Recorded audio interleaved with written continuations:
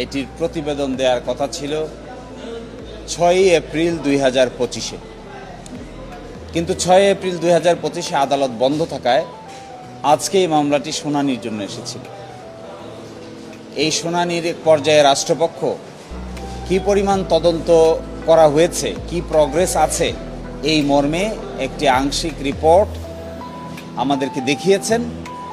কিন্তু যেহেতু আইনি বাধ্যবাধকতা আছে, তদন্ত চলমান, সেই জন্য সেই রিপোর্টের কপিটি আপাতত আমরা আইনিভাবে পাইনি। আদালতেও জমা না দিয়ে আদালতের সামনে উপস্থাপন করেছেন। তিনি আদালতকে এটি আশ্বস্ত করেছেন যে তদন্ত চলছে, তদন্তের প্রগ্রেস আছে, বেশ কিছু কাজ করা হয়েছে। আমেরিকা সহ বিভিন্ন জায়গায় ডিএনএ টেস্টের জন্য রিকোয়েস্ট পাঠানো হয়েছে এবং এগুলো আসার জন্য আরও কিছু সময়ের প্রয়োজন। তদন্তকারী কর্মকর্তা যিনি ছিলেন তিনিও আদালতে উপস্থিত ছিলেন। এই প্রেক্ষিতে রাষ্ট্রপক্ষ 9 মাস সময় চেয়েছিল, আমরা 3 মাস সময়ের কথা বলেছিলাম। অবশেষে আদালত বিচার বিবেচনা করে 6 মাস সময় মঞ্জুর করেছেন এবং পরবর্তীতে 22 অক্টোবর 2025-এ পরবর্তী আদেশের জন্য আদালতে আসবে।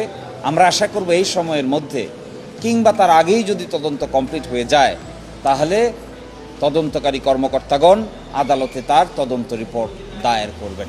রাষ্ট্রপক্ষ একটু বলার চেষ্টা করেছেন যে অনেক কিছুই ডিসঅ্যাপিয়ার হয়ে গেছে, অনেক কিছুই অনেক দিনের আগের নথি, অনেক কিছুই খুঁজে পাওয়া যায়নি। সিডি, ডিভিডি কোন জায়গার কি হয়েছে, মিসপ্লেস হয়ে গেছে, যথেষ্ট জায়গায় নাই, এই সমস্ত কথা তিনি বলেছেন। কারণ আদালত প্রশ্ন করেছিলেন এত সময় কেন দরকার হবে।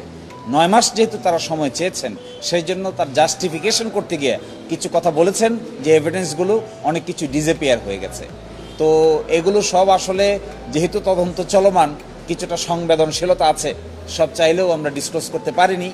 আমি প্রগ্রেস রিপোর্ট দেখেছি, তিনি প্রগ্রেস রিপোর্ট নিয়ে এসেছেন, আদালতের সামনে আমাকে দেখিয়েছেন, আমার সেটা প্রাথমিকভাবে দেখার সুযোগ হয়েছে।